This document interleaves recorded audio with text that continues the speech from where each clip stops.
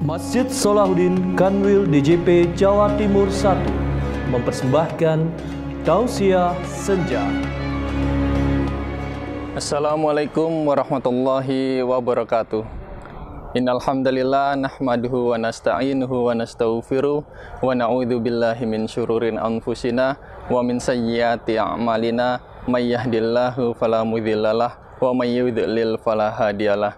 Asyhadu an la ilaha illallah wa asyhadu anna Muhammadar Rasulullah.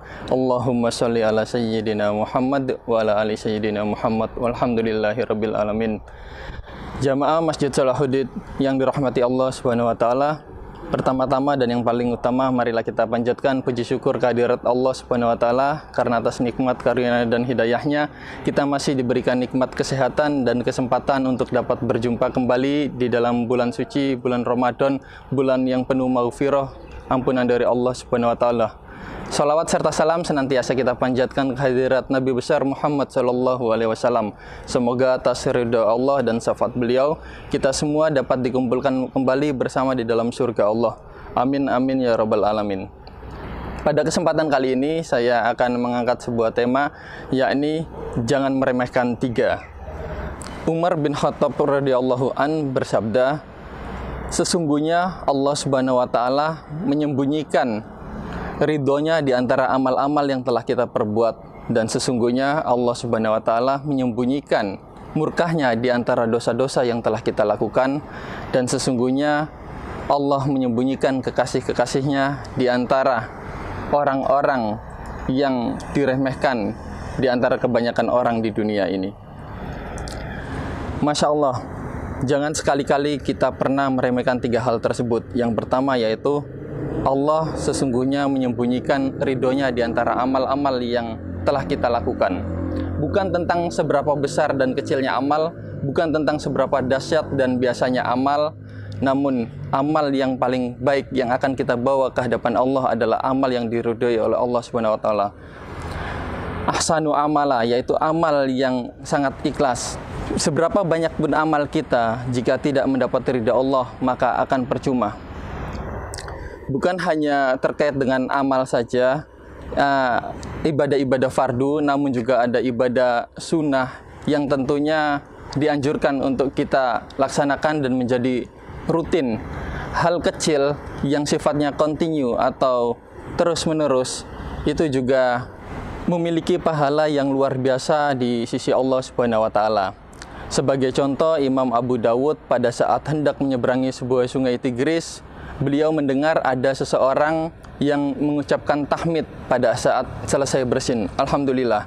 Kemudian Imam Abu Dawud meminta penyeberang sungai untuk kembali ke semula, ke tempat semula, bahwa Imam Abu Dawud ingin mengucapkan yarhamukallah. Kemudian si pembawa perahu tersebut ke tepian. Kemudian Imam Abu Dawud menyatakan yarhamukallah. Dan setelah itu Imam Abu Dawud menyuruh kembali untuk menyeberangi sungai.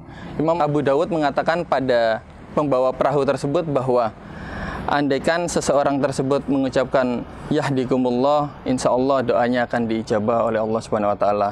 Lalu keesokan harinya seluruh penumpang perahu tersebut bermimpi bahwa mereka mendengar Imam Abu Dawud itu diberi surga, mendapatkan surga seharga 1 dirham.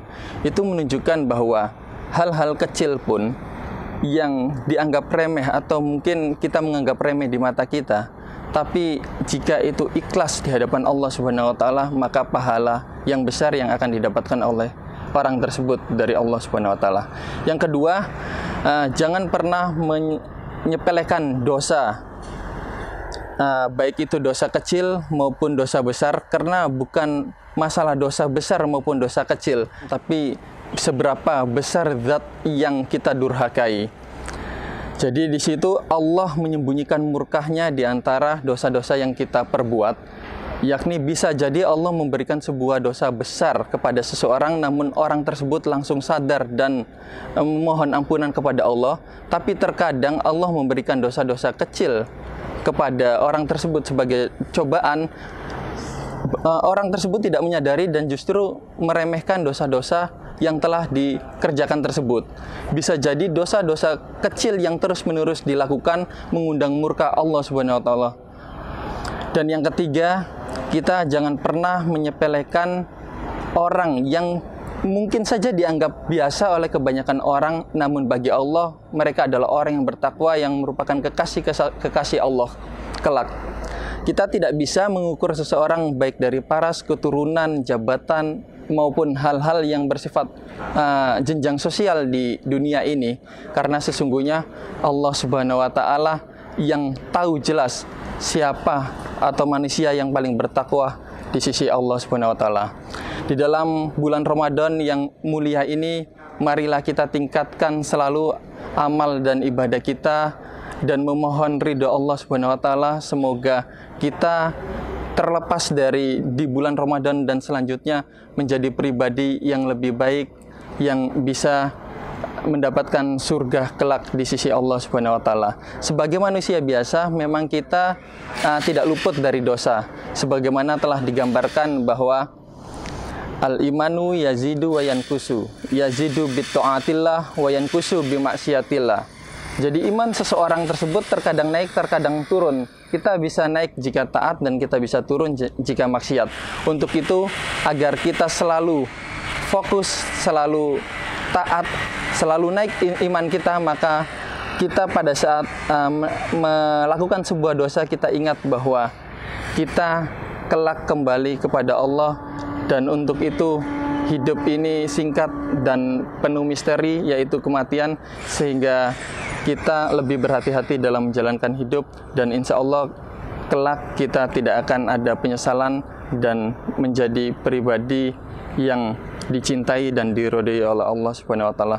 Demikian mungkin tausiah singkat yang bisa disampaikan.